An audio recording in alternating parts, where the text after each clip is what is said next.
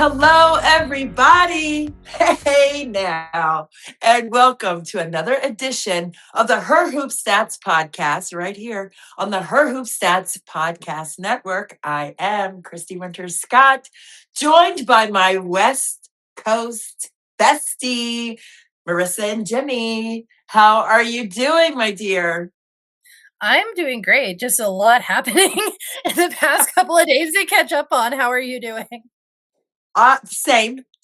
I am so excited and thrilled about the upcoming WNBA season. Number one, they got the CBA done. Number two, the draft and free agency, all of that is pretty much completed. Listen, I am so excited for the DC area and the 3 first-round picks and the overall picks here in the district. And I know in covering the Valkyries, who sold out every single home game last year in the Mhm. Bay, I know you're excited too about what's next there for the second season in the Bay.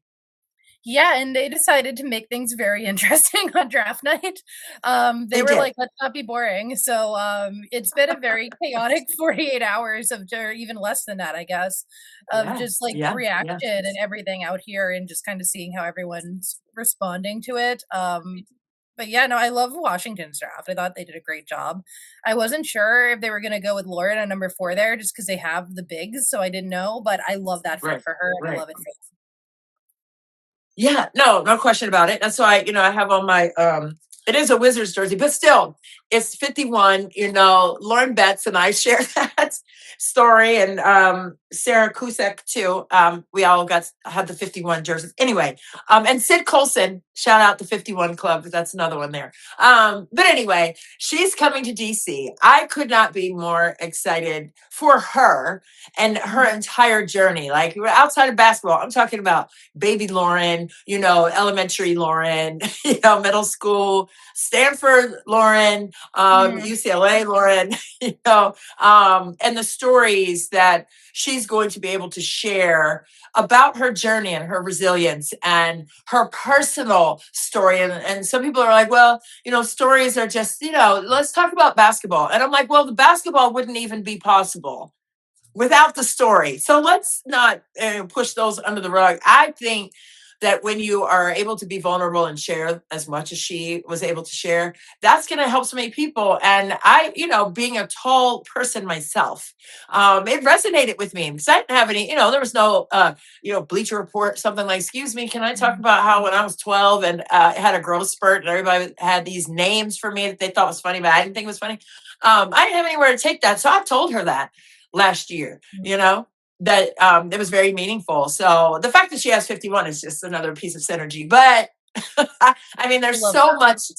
there's so much to these young women, and I don't think that we should just stick with basketball or whatever. I think there's a journey piece, there is a personal story piece, there's leverage in that emotionally for each one of the players in the league, and Mhm. everyone else. Like, even if you're not in the league, like, everyone has their own story to tell, and I think people should be really open and vulnerable about their individual stories.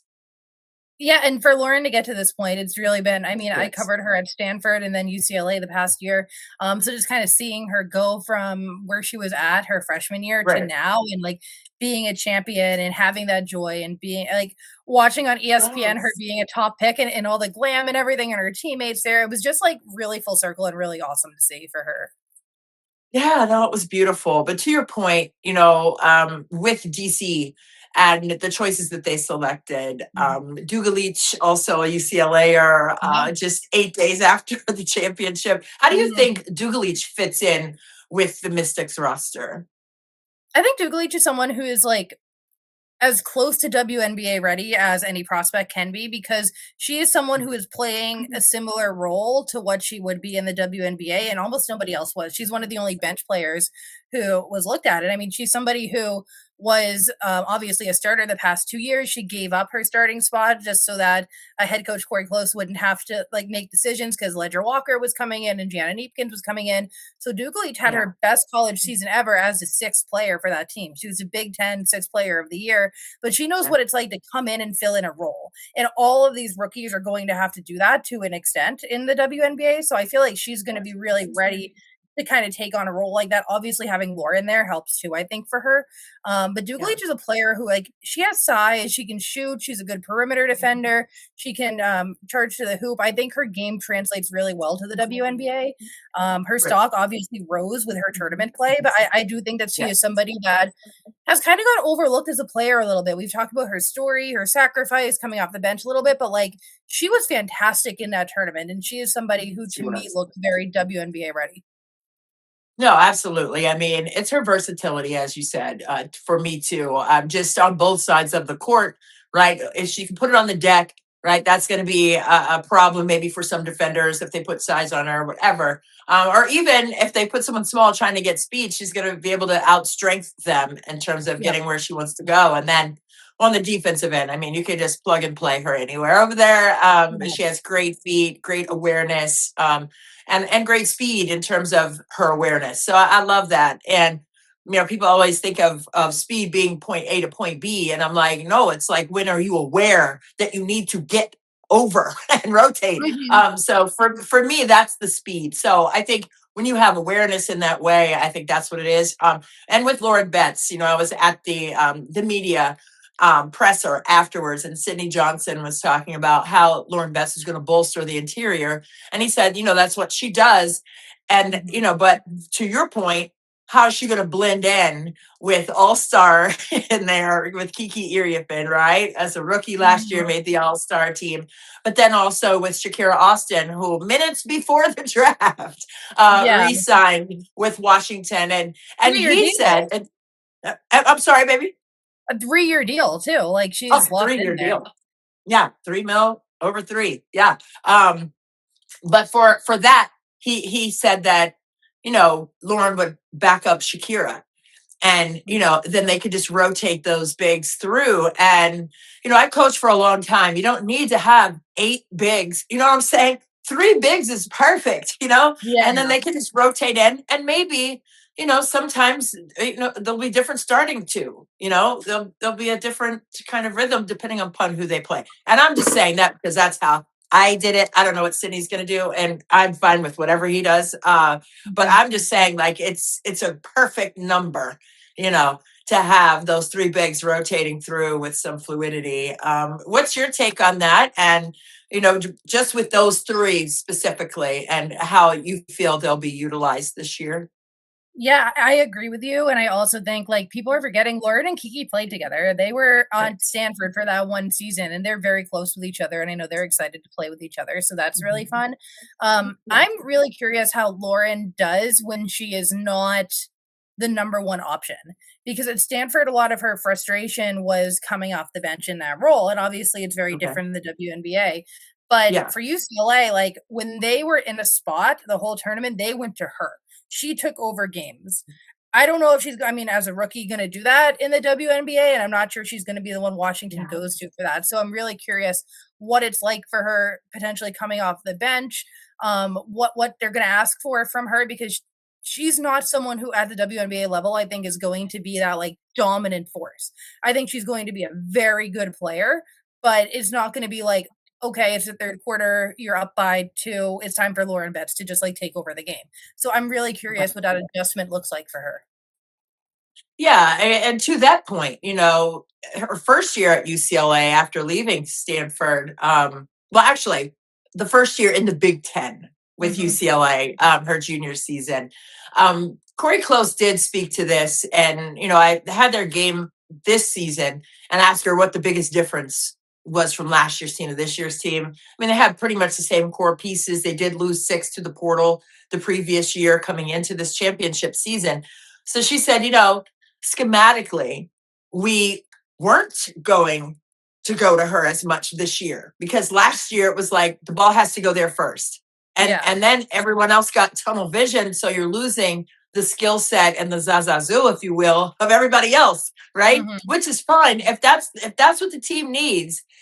I'm Kiki Rice. If that's what the team needs, that's what I'm doing. Here you go, Lauren. Mhm. And not in a mean or any kind of adversarial tone to that. Just Yeah. this is what it is. If coach is telling us, put it in there, we're putting it in. And then now, this season, they were like, we know she's there. and to your point, we know she's there. If we get into a pinch, we're going on a little bit of an offensive drought. Lauren, come here for a Yeah. second. Here you go. So I think that's what made the previous year different than this championship season. And Corey Close said that. So to your Yeah. point, I think she's going to be fine because I Mhm. think she's adaptable. I think Yeah. she's not like give me the ball or I'm leaving. Like she's not that kind Right. of kid. I think it's like whatever's best for the team. And I think the way she was utilized this year was different than the previous season. And maybe she doesn't Mhm. want. I don't want 50 shots. You know what I'm saying? Yeah. I Yeah. want to come in and help the team. 100%. Yeah.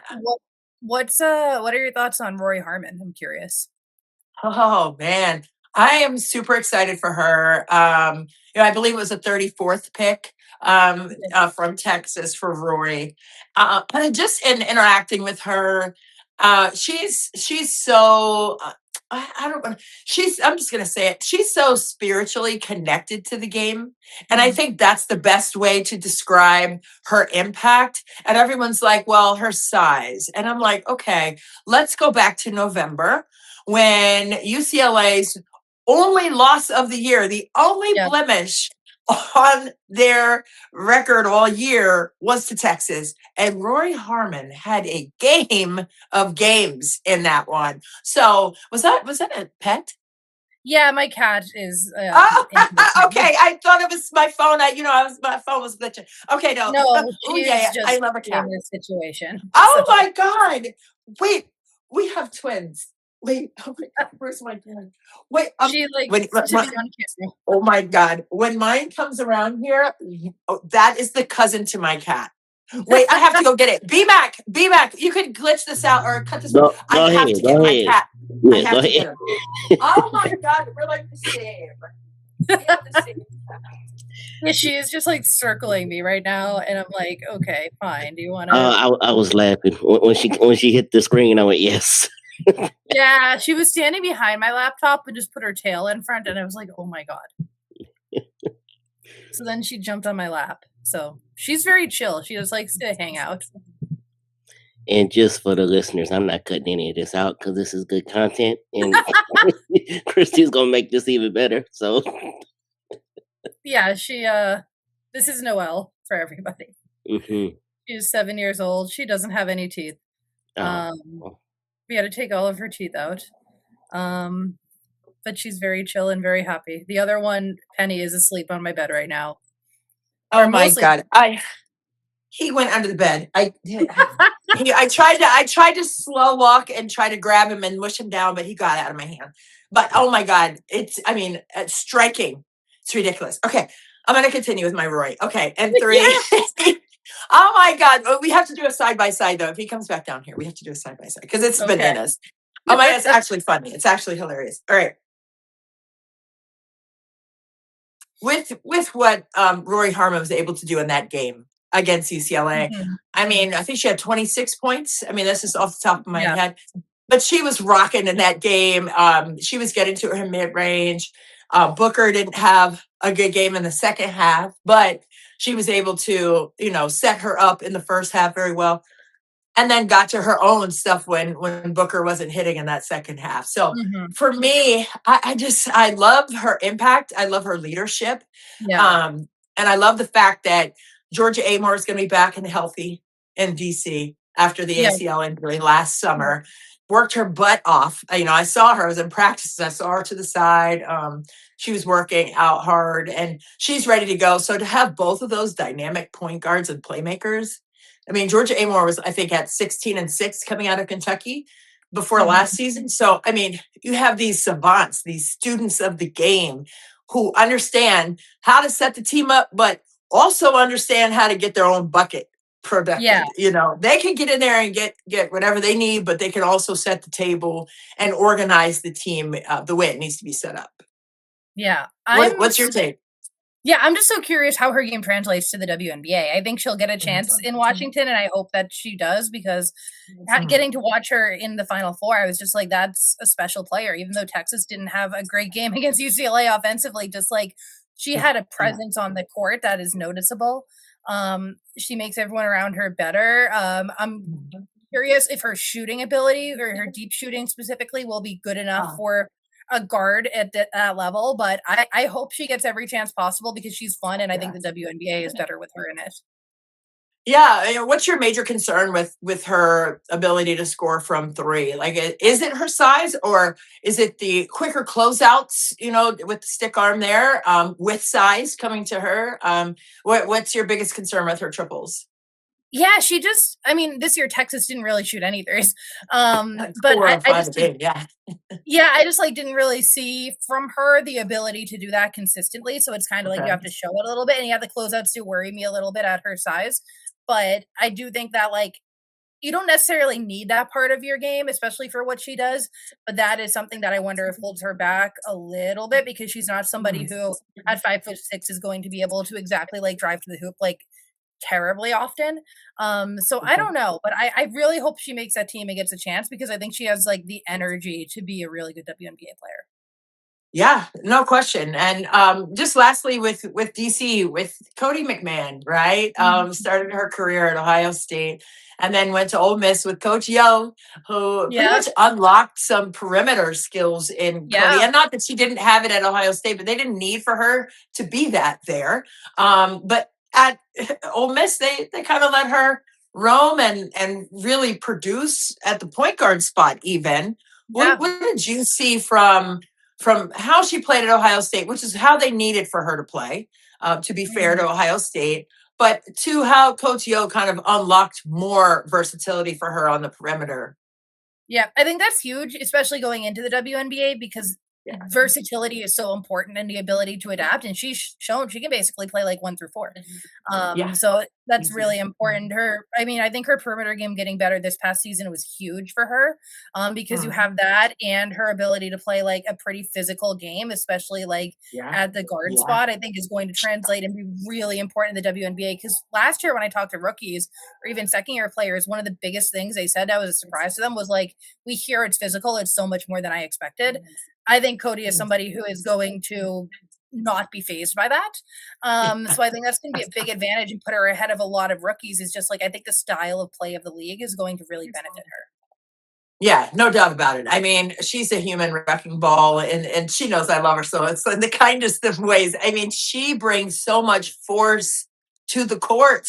And Yeah, at the perimeter spots, I mean, we're talking about Roy Harmon, and George Amore, but now you have an emergency one too in your back pocket. If yep, you're Sydney Johnson, now you have someone else who can be a facilitator. I mean, she made some great plays this year at Ole Miss, right? And again, Ohio State was a great defensive team, excuse me, and she was obviously a part of that program for 3 seasons. But then Ole Miss, no slouch on the defensive end, right? They were locking down teams, and they were locked in on the defensive side too. So I think, with her ability to knock in threes now, so she's 3D and an emergency point guard.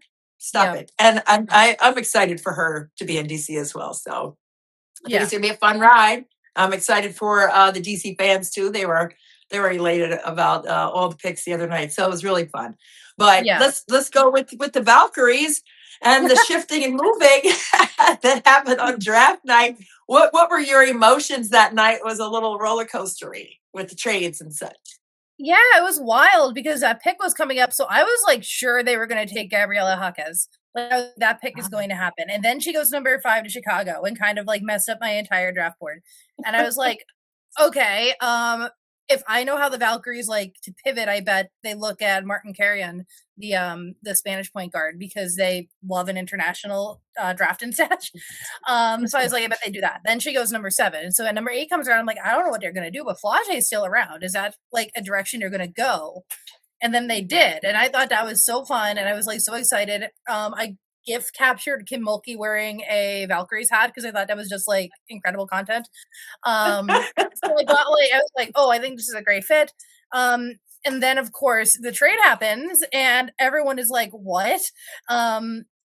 On the surface, I really like Marta Suarez for the Valkyries. I think she fits really well. I think the fans are going to love her. I think she fits exactly in the kind of style they're going to look for from like a versatile wing off the bench. I think she's going to bring a lot of energy. She's played in the Bay before at Cal. I think she'll really embrace being a part of it.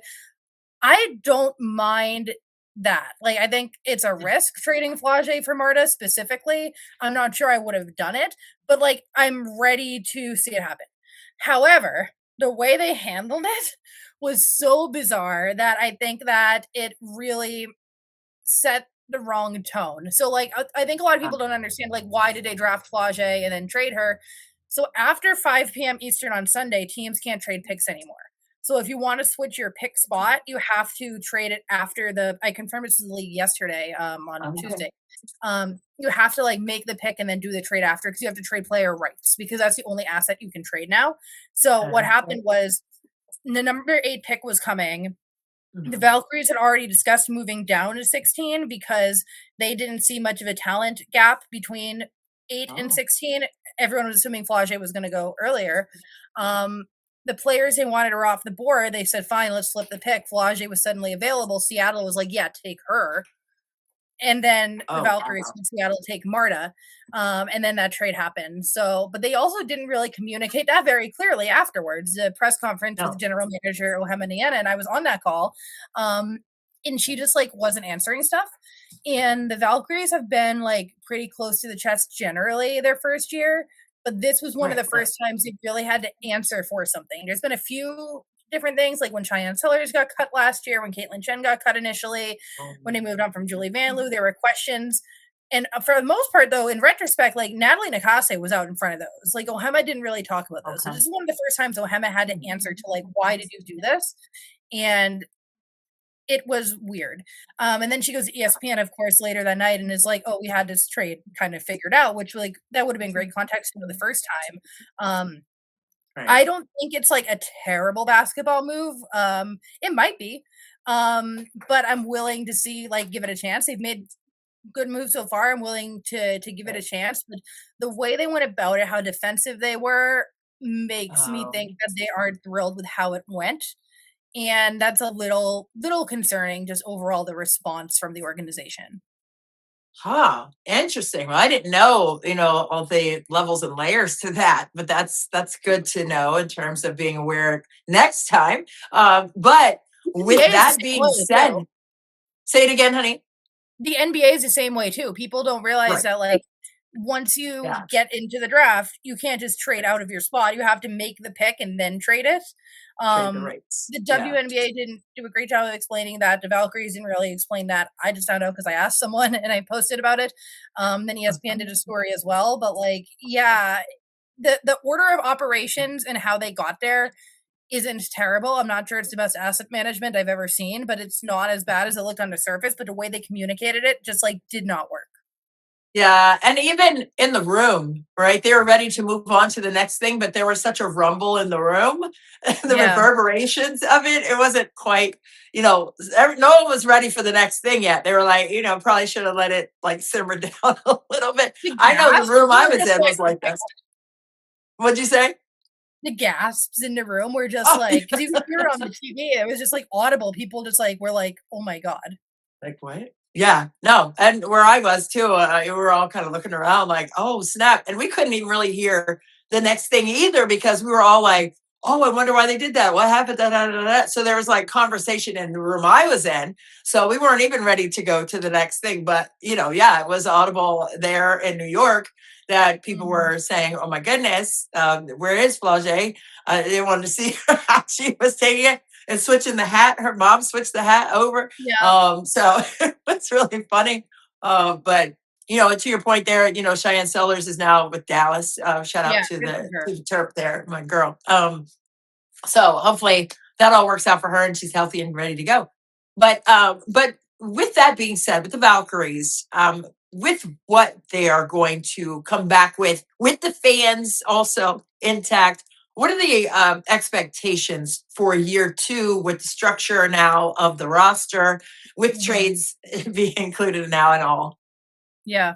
One of the things about being good in your expansion year is everyone's going to expect it forever. So I think that expectations are going to be pretty high. I think they're a better team on the surface than they were last year, just because having Gabby Williams changes so much. I think Stay coming in. I'm interested to see how she does. Janelle Salon, how does she do in her second year in the league? Does she adapt? What does a full season of Ileana Repair look like? My big concern for them is I'm still not sure their number one option on offense.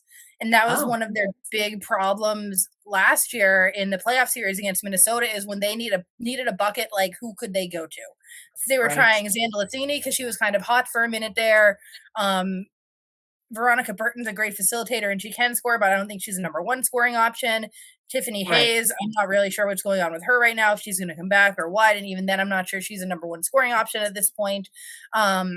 Are they just relying on Janelle to take that leap? Because she was not super efficient at times. There were games where she just took over, but there were also times where she took like 21 shots and made like 4 of them. So like, I don't know what that's going to look like. Are they relying on Repair to just be a monster stretch 5 for the whole season? Do they really project Yuste to be that elite player? I'd like to see another designated scoring option for them. I think their offense, last year they were such a 3-and-D team. I can imagine a very similar situation this year, but like maybe paring down the threes a little bit. Because when they were more selective about their shooting in the second half of last year, that's when they did a lot better. I'm just like, my number one concern for them is I'm like, when it comes to crunch time, who are you going to? Who is going to be that late game scorer? Because when they lost games, like they lost to Minnesota when Nafisa went off. They lost to Vegas when Asia went off.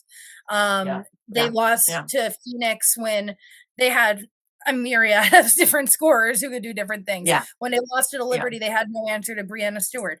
Who is going to be that person for them? I know they're a team that likes to do things by committee. They really want to have their system in place. But to me, going into training camp Sunday, that's the number one question, is just like, who's going to score when they need it? Right. No, that's a great point. And maybe it will continue to be kind of a unified force. Maybe the team is the star, which is I like to say a lot of times. And the game is the star too, overall. But anyway, I get to be preachy sometimes. But sometimes you do want a reliable score, right? Again, as a coach, I'm like, whenever down to it, we're talking about Lauren Betts when we get the ball to Lauren. Like there's somebody that you want to set up in plays or to hunt out some actions against some advantages you may see with your opponent. So I do get that. And maybe that will be something that they have to structure and have to figure out over time and see it in real time in situations in practice, right? To see who stands in that space. And I think that's also intriguing to see who that could be for them. So there's an eye to be kept on that for sure. And I know we're talking about just overall in the draft. I saw some grades being given out and so forth and so on. If you were to grade what the Valkyries did in the draft, like what grade would you give them? TBD. Am I putting you on the spot? What'd you say? No, TBD. Oh, TBD. I thought you said a B or a D. I'm like, no, TBD is just like, I don't know. I think there's a world where Marta fits really well, and like it's an A move. But there's also a world where Flau'jae just goes off in Seattle, and Marta, it takes a little more to develop, because like I read about this yesterday. There's a lot of pressure on Marta to be good right now. And that's not fair to her necessarily, because I think she is somebody who could use some developmental time. Somebody asked me yesterday, would she fit in a developmental spot for this year? And I'm like, I don't think the Valkyries can afford to do that. I think they need to show her off, and I think she needs to be good right now. So that's a concern for me. So I don't know. I mean, the draft's going to go how Marta and Flau'jae go, because Tanaka, their third round pick, is going to definitely be a draft in stash. She's someone who could develop in a few years, but I don't think she's WNBA ready now or like soon. Ashlyn Jackson, I could really see in that developmental spot. I think she is somebody they really like, and that could be a part of the team longer term. I also love that there are developmental spots now. That just like makes such a huge difference in like projecting the future of these teams and players. But I think like this grade's gonna be an A or an F, and it's really hard to say because it's really gonna come down to, like, is Marta that girl, and is she going to be a better fit than whatever Flau'jae does in Seattle? Like, it's so hard to say. I'm willing to give them the benefit. I'm a little concerned, just because I think Flau'jae is going to be a very good WNBA player, but, we'll see because maybe Marta comes in and is excellent. I don't know. Oh wow. No, that's a great take. And I was right when you said A or F. You said A or F, and then I thought B or D. So we're still in the Yeah. same little wheelhouse there. Yep. But no, excuse me, I agree with that. Just a lot remaining to be seen, right? To see how it all plays out, literally and figuratively. So, Mhm. with some other moves and some grades that people had given out for the league's draft this year, I know with Satu Sabli going to New York, what Mhm. fit is that going to look like for her and for the team? I mean, great experience, obviously, there on that roster, just throughout. I mean, on paper, you look at it and it's like experience, experience, experience, Yeah. champions, champions, champions. I mean, what's your take on inserting a player like Satu there? I love it. I think she fits in exactly kind of what they need right there. I know they were interested in Monique Billings before they kind of pivoted because Sato was available to them. So they definitely wanted to have that kind of size there. And I think like if you're looking for that, Satu's probably your best option, like out of any of the available players. So I really love the fit of her there with like it's hard, like, I don't wanna call them a super team, they lost in the first round last year, but boy, they are stacked. So I think they're gonna be exciting, and I really like how Satu fits there. Yeah, no question. And and in Chicago, right? You got Sky and Shy. That's my girl, man. I'm happy for Skylar Diggins Yeah, going closer to her home base there in Indy. Just getting back to the Midwest. She spoke about that. I saw her the other night on NBA TV talking about everything. But I'm excited for her to go to Chicago. What's your take on Skylar Diggins going to Chicago? I'm so just, like, generally curious about the Sky this year because, I'd love to know, like, their direction. It just seems like they're making a bunch of moves, but, like, you lose Angel Reese, but now they have Skylar and Rakia, so I'm like, they're gonna be interesting and fun to watch, like, Yeah. that's a team that I'm gonna be very engaged in. I'm really curious how Skylar handles things in Chicago because that's a team that could be a lot of fun or they could be really messy, and I'm just really interested in how that goes. I mean, I think she's going to put up numbers. I think she's gonna probably be their top player. But yeah, that entire team, like they brought in Azura Stevens too on a long-term deal. Like Yeah. I'm curious what division there is beyond this season. Mhm. Um, just because like when they traded Angel, I think that just like kind of everyone thought like, okay, so they're waving the white flag. But then they went and get Rakia. They go and get Skylar. And it's like, okay, so like what direction is happening here? Right. No, no question. And when you say messy, is it messy bun for Sky? Like messy in what way? You're talking about messy bun for Skylar? I'd love to see that. Okay, okay. Oh, it's funny. No, but with that being said, right? I think they're gonna play with pace with Yeah. the personnel that they have on the floor. And Mhm. with Stevens too, her ability to knock in threes. I think she was at, I mean, this is off my head from last season's stats, but I think it was around 42% from three. She didn't take a copious amount, but she can knock those threes down. So you have space and pace. I mean, just off the top, looking at the roster and the skill sets of every player, right? They want to get it and go. Rikia can Yeah. score all three levels, like off the Yep. bounce from three, like a crazy skill set for her. But I just think it's going to be exciting just to see how it all pans out. And speaking of Angel Reese, now we got the ATL Barbie, right? Going down Yeah. to the ATL. What do you think Carl Semesco wants to see from Angel in terms of how he wants the team to play? Yeah, it's interesting because, like, that team is pretty big now because you brought in Medina Okad, you have Brianna Jones coming back. Yeah. Um, Angel, I think, is going to fit in pretty well because they're not gonna have to rely on her to be, like, their number 1 scorer necessarily when you have Ryan Howard there, Noah Silliman coming back, Alicia Gray, obviously, Jordan Canada coming back, like, that's a team that I think Angel is going to be able to slide in and just like do her thing and do it very well. And it's not going to be like the pressure in Chicago of like, okay, like they didn't win a single game when she didn't play last year. Right. So like I don't think that's going to be the case for Atlanta. I really like that team. They look really deep. I think they're going to be dangerous. I think there's someone we kind of forget about a little bit when we're talking about top teams in the league.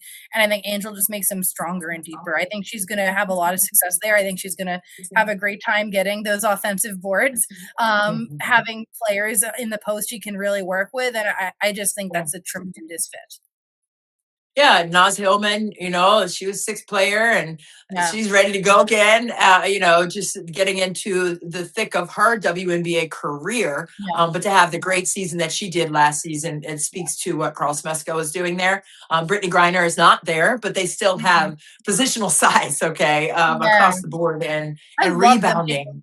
I thought that was such a great pick. Yeah, that was a great pick. But just with the positional size and the rebounding, like that to me is something that is going to stand out when you're playing against a team like that. Because I always like to look at, okay, how would I develop a scout for this team? And I'm like, they rebound the leather off the ball. Like we've got to be able to maintain contact, but then you're giving up size and positional speed to get to positions to rebound. I mean, to me, that's the most potent aspect of how they want to play, right? You got to get the ball to be able to go. And they have rebounders everywhere, like even from the guard spot. Ryan Howard can rebound, like all of them rebound. So for me, that would be, the top check on the list that needs to be checked off against a team like Atlanta. But I think it's going to be really fun to see, Angel Reese in a different role, right? Yeah. But I could see her still, managing 20 doubles, just with her ability. And it doesn't have to be, 2020 every game, but it easily could be that. But I think it could definitely be at any given game. I think no matter where she plays. Absolutely. She could be 10-10, that could be her average on the season. And that would be great. What a great impact that would even be, right? On the low side of double. But I think she could go anywhere in between 10 and 20 a game on both sides, boards and points. Anyway, but I'm excited to see Angel's activity with Carl Smesko, who's a very dear friend. So congrats to him. I appreciate all of his wisdom, and I love watching him coach, because you can kind of see the subtle changes that are made. It's not usually a big change, but there's a little subtlety to how he's running stuff, and it's just very intriguing to me. Excuse me, to watch that and learn, right? Always learning.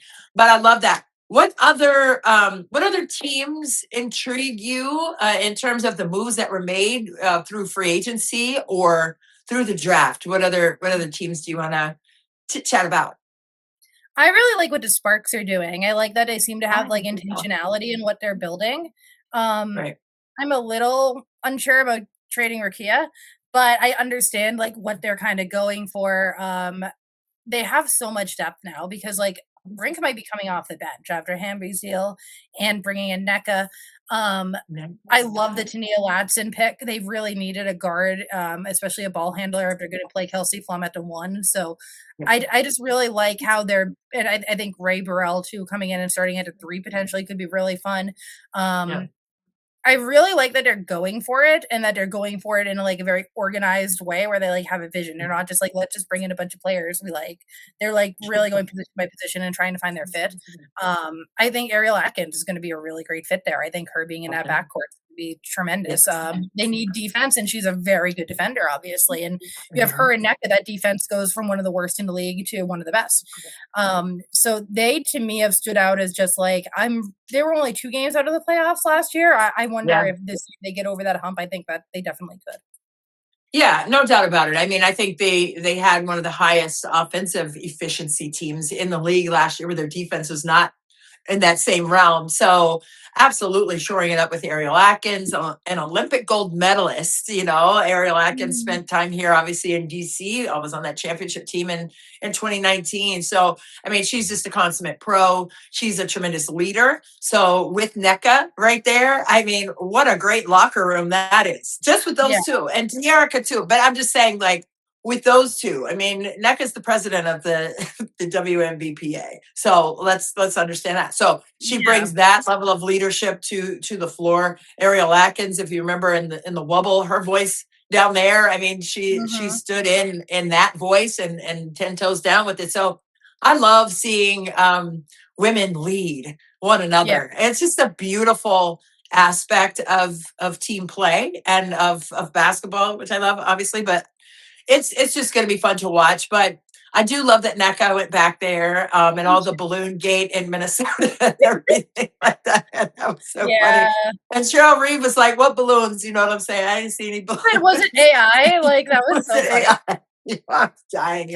Anyway, but that was really fun. But ultimately, her going back, I think, is going to be really special for them, just because of the pace they want to play with.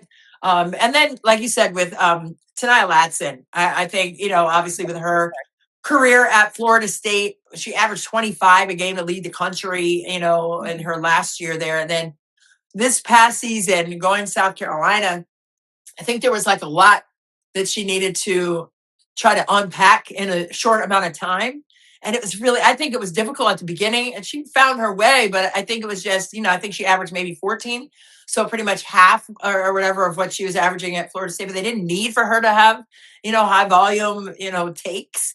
Yep. But she did a great job, I thought, in the last month and a half of the season to kind of just find her way and obviously get drafted to LA. So I think it's going to be fun to see how, a player like Ariel Atkins gets in the ear of Latson, right? Yeah. Just another opportunity for her to learn quickly, like she did at South Carolina. You got, hey, this is different too. So come in and learn. And I think she's more than capable and more than ready, and more than excited to be around those savants of the game. I mean, come on. Like, you walk into the gym and you see NECA, Ariel Atkins, Dearica Hamby. God, man, like, what? How are you not excited about that kind of opportunity to elevate your game and your understanding of how to play? I mean, it's going to be great. It's going to be great. But what other teams? I know Connecticut. Oh, you good, baby? Breaking Here comes news. B-Mac. Oh my God!